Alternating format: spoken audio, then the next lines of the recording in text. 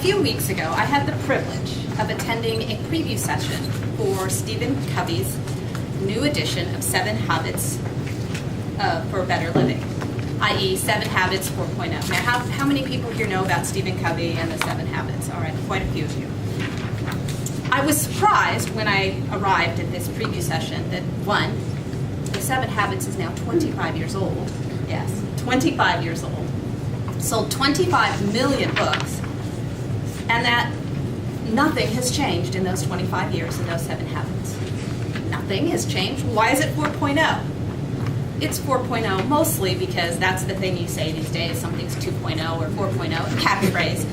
But the reason things have not changed is these 7 habits are timeless, natural laws, and they really aren't about time management and skills, but are about a way to live your life. So today, for those of you who are not familiar with Stephen Covey, I'm going to give you the 7 and 7, i.e. the 7 habits in 7 minutes, hopefully, to hopefully entice you to read his books.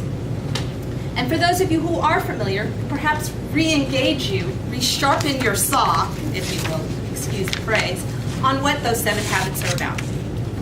The handout here has it in 2 formats. One, the format in his book, for those of you who like visual pictures and relationships, and below, in more of a linear fashion, for those of you who like little check boxes. I'll try and refer to it as I go along, but here we go. 7 habits in 7 minutes. The model basically works from the preference that we start out as dependent individuals.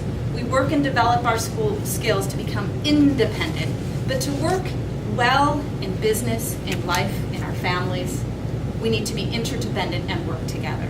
So we'll start at the bottom of the chart, of the circle chart. Habit 1, be proactive. This really means you own how you respond to a situation. You make lemonade from the lemons you have, and that lemonade could be pink, strawberry, mango, pineapple, but it is your choice on what that lemonade is. So if someone cuts you off on that road on the way to work, you can be angry, or you can step back, pause, and respond in a healthy way that doesn't get you all worked up for the day. Be proactive. Step 2, begin with the end in the mind. Set a course, a journey. Define success how you want it to be, but have an end in mind. How many of you have ever been in a car driving home from work, do not remember the drive, but got into the driveway? Has that ever happened to you? Okay, that's kind of what this is. You got in that car, you began with the end in mind, and you got to your driveway. You may have done some things along the way. I don't want you to forget the journey, but you should know where you're going when you get up in the morning. I'm going to work to have a productive day. I'm going to make some hash browns 10 years later, but you had, you had a journey.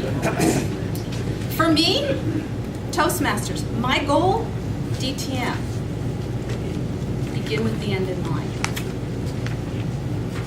Goal number 3, habit number 3, there's an entire book entitled Put First Things First by Stephen Covey, all about defining what you do and when you do it. This is about setting a mission statement for yourself. I have a slogan now. I've created my own slogan.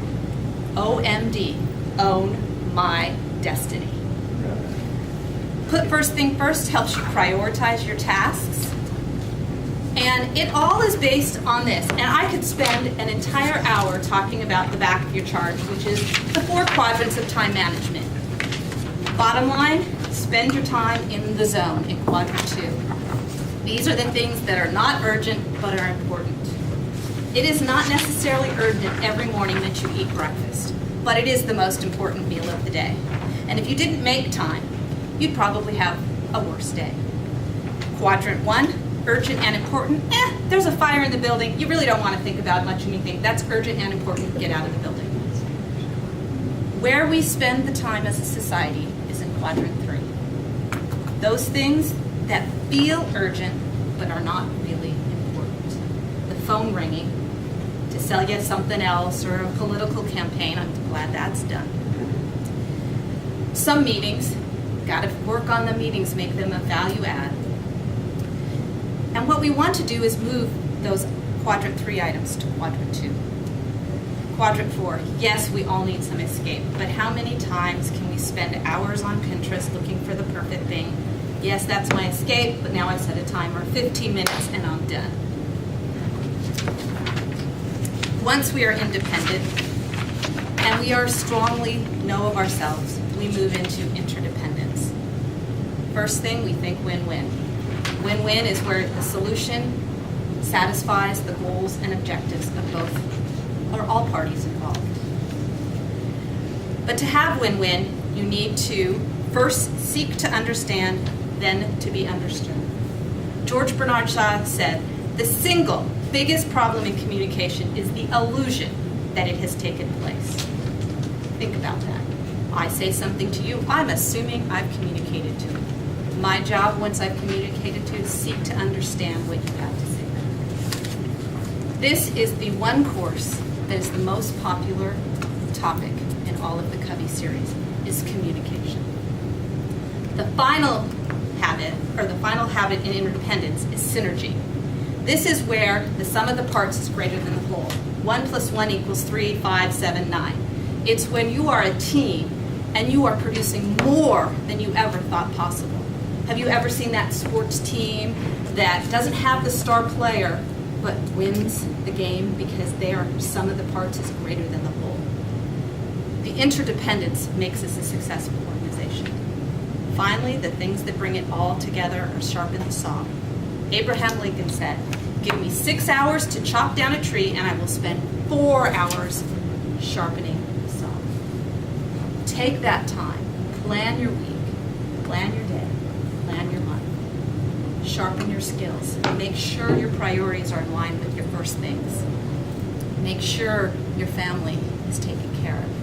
Make sure your inner peace is taken care of. These 7 habits have not changed in 25 years. What 4.0 does is show you how timeless they are, how natural they are, how genderless they are, how cultureless they are.